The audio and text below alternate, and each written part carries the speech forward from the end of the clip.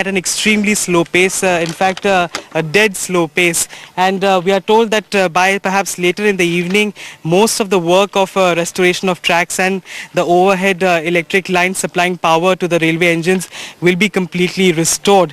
But as far as rescue work is concerned of the various mangled remains that were still trapped inside various bogies, that has come to a complete halt over here, and the authorities believe that as far as searching for bodies is concerned, that is no longer possible, and they don't really suspect that there are any more people trapped inside various bogies that are lying here. So the rescue work coming to an end at the site, and the railways, the Southeastern Railways, claiming that these lines will be completely restored by this evening, although there is some traffic on this route that has started plying on this particular route, but that will be restored to normal completely by today in the evening. With camera person Ramesh Varmanand Zanane for NDTV.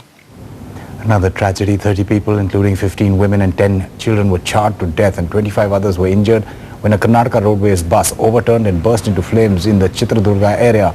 The accident took place around 3:30 in the morning.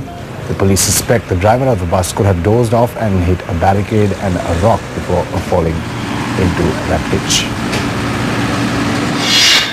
So he's been driving for quite a long time, and now we have to speak to the drivers also in greater detail.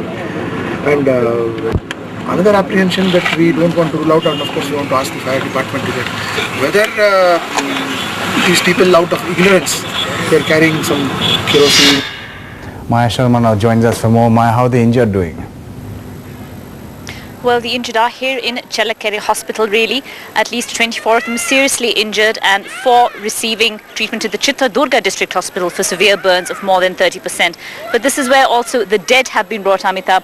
And behind me you can see families actually waiting to receive the bodies of the dead. The mortuary is just here, and you can see the bodies waiting to be received there by the families. Actually, the terrible task of identifying bodies that are sometimes too burnt for recognition. Mr. Acharya, the Home Minister, said that experts in DNA would actually be coming to help take samples of those bodies for identification. Grimly familiar from last week, bodies too burnt from recognition, just as happened in the Mangalore air crash. That family over there by the front of the bus, there is a 2.5-year-old child there who has lost his mother. His mother died in the accident, and her husband told us that he actually jumped off the bus with that 2.5-year-old baby, turned round to see the bus go up in flames, and he tried to rescue the women folk from his family on the bus and could not do so. 4 members of his family died, and a little baby there, 2.5-year-old baby there, ironically called Santosh, without a mother. And this is just one of the stories, many stories reflected here at the Chellakere Hospital. Families arrived here in the afternoon actually from Sirupur near Gulbarga, North Karnataka. The bus was travelling from there to Bangalore. All 64 people on the bus heading to Bangalore, and relatives here, the grim task of helping the survivors and claiming the bodies of the dead. Maya Sharma reporting there from Chitradurga. The other big story on NDTV, Lieutenant General Kishan Pal, who led the formation that fought the Kargil War in 1999, has broken his silence. He's told NDTV he is not entirely convinced that the Indian Army really won the war. When you look back after 11 years now, what is your assessment of that particular conflict? I don't want to call it a war, but the conflict. Well, for 11 years, I did not speak at all because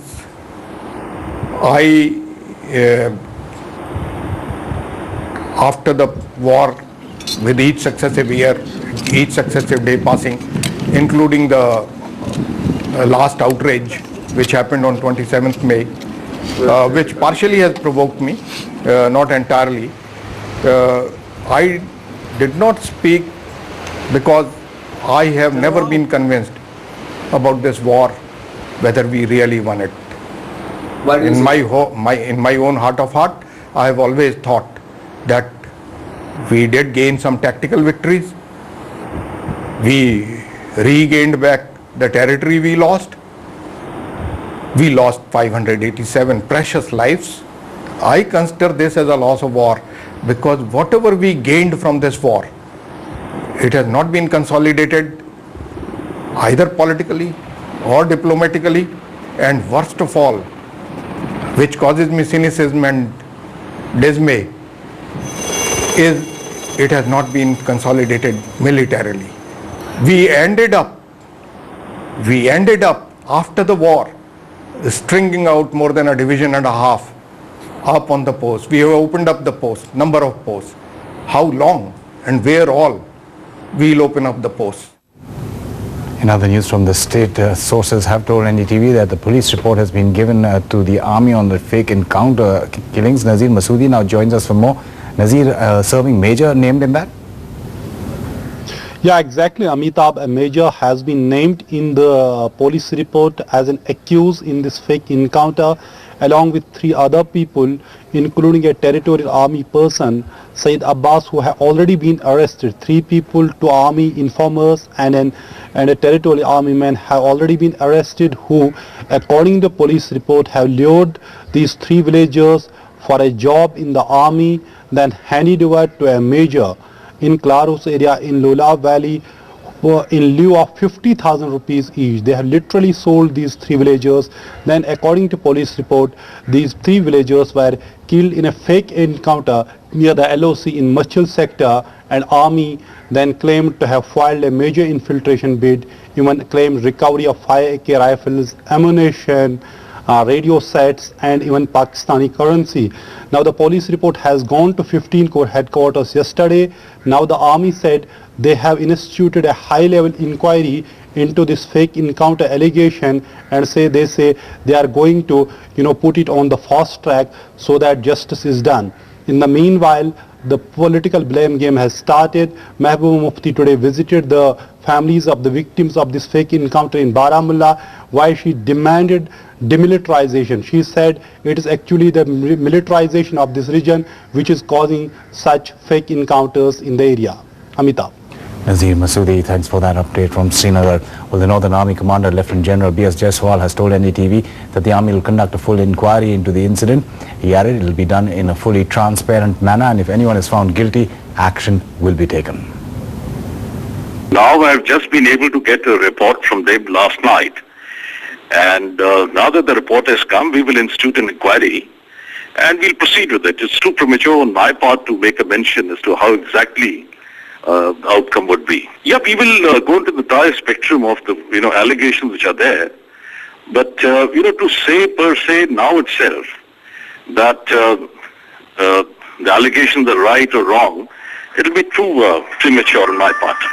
But my commitment to the Chief Minister is that, typical of Northern Army, we will be totally transparent and there will be no skeletons kept in the cupboard.